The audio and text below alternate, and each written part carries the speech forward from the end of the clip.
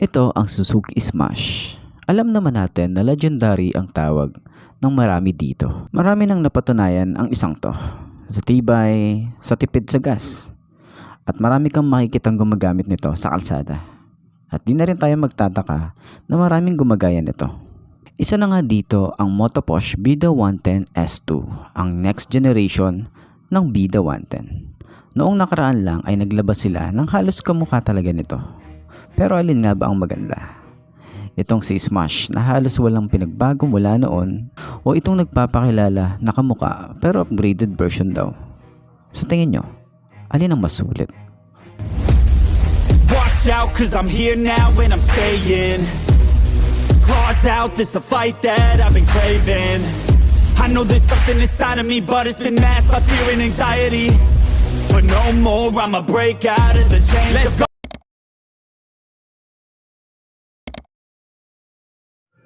Okay, para sa presyo ng Smash, itong Suzuki natin na carb type, nagkakahalaga lang naman siya ng 62,400. So, ang lagi ang kiniklaim dito ni Suzuki, ito yung pinaka-reliable na bike. And smooth riding experience na may 4-stroke, 115cc engine, and responsive power. At isa sa mga gusto talaga ng mga tao rito ay yung fuel efficiency nitong motor na to. So, ito naman yung Motoposh Bida 110 S2. So, nagkakahalaga siya ng 42,000 at meron siyang less na 2,000 kapag cash nyo binili. Yung isang to.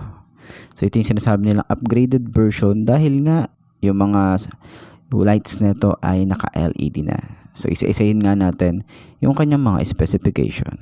Tara!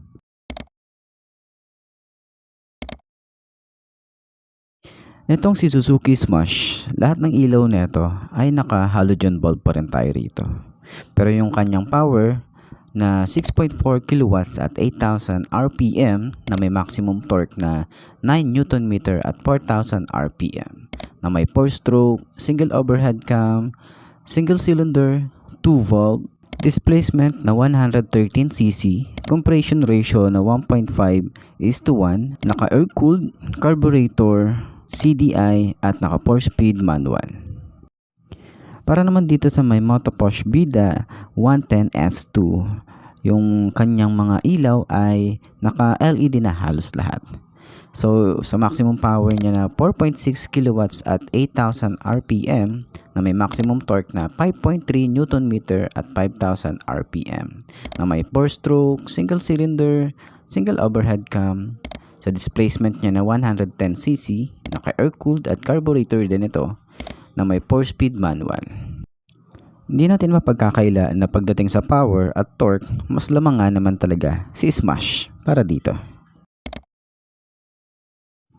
Para sa Suzuki Smash, para naman sa kanyang front suspension sa harap, ito ay naka-telescopic fork. Naka-swing arm naman tayo dito sa likod. Ang front size nito ay 70-90 by 17. Tube type pa rin naman ng isang to. Para sa kanyang tires sa likod na 80-90 by 17, tube type din ng isang to. Sa kanyang brakes, sa front ay naka drum brake at sa likod ay naka drum brake din.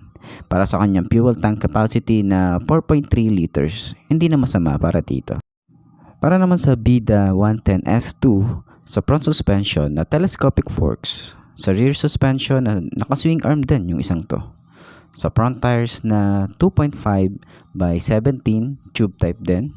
Para sa rear naman is 2.75 by 17, naka-tube type na rin ang isang to. Kagandahan dito sa front brake ni Bida is naka-disc brake na rin tayo rito. Sa rear brake naman is naka-drum brake pa rin ang isang to. Sa fuel capacity na mas mataas compare sa Suzuki Smash na 4.8 liters. Hindi na masama para dito. Tsaka sinasabi din ni Bida or ni Motoposh na matipid din ito pagdating sa gas consumption. Para naman sa kanilang overall dimension, si Suzuki Smash na meron siyang 1,930 by 655 by 1,040 mm. Sa kanyang wheelbase naman, meron tayo rito ang 1,240 mm para sa kanyang ground clearance na 130 mm. Para naman sa kanyang curb mass or sa weight niya is 99 kg.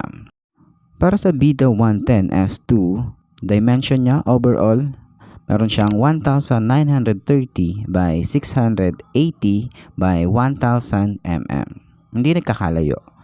Para sa wheelbase niya na 1,250 mm, ground clearance na 110 mm, di hamak na mas mababa ito compare sa Smash. Para sa kanyang curb weight, halos parehas lang naman sila.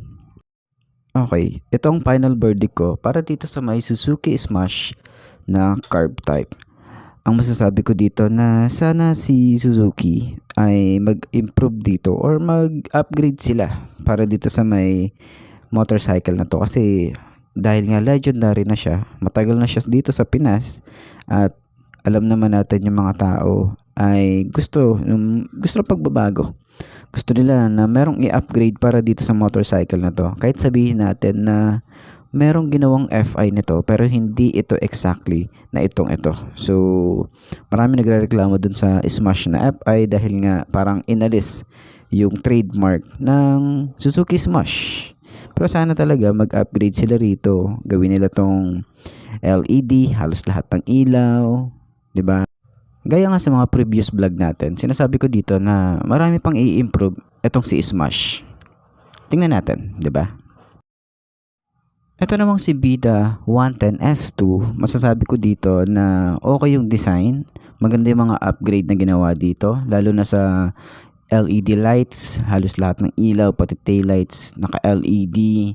At kagandahan, meron siyang USB port na nakalagay sa gilid ng side pocket. Yun yung kagandahan din dito kasi nga, yun yung mga hinahanap natin kay Suzuki Smash, 'di ba? Pero yun na nga, dahil dito baka eye-opener to para kay Suzuki Smash na mag-improve naman sila.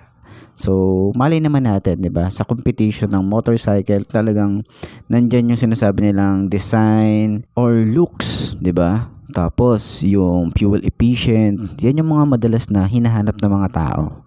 Para sa dalawang motorcycle na to, masasabi ko na hindi naman natin sila pinagkukumpara dahil sa pangit yung ito, pangit yung isang ganyan, or mas okay to, mas okay si ganyan. So, hindi po natin sila pinagkukumpara para doon. So, respeto pa din tayo dun sa mga taong gusto ng Suzuki Smash, gusto ng Bida 110. Nasa sa inyo pa rin yan kung ano yung mas trip nyo na motorcycle. Kung doon tayo sa budget meal or sa medyo may konting presyo. Ang importante naman is yung may magamit tayo pang araw-araw natin. Pang service sa trabaho, pang hatid sundo kay misis, kay jowa. Di ba yan naman yung mahalaga? At least hindi tayo nahihirapan katulad ng iba na nagko-commute, 'di ba? Lalo na kapag pupunta sa ganitong lugar, 'di ba? Mas mainam na 'to na meron tayong service pang araw-araw, pang long ride. Pwede na 'to.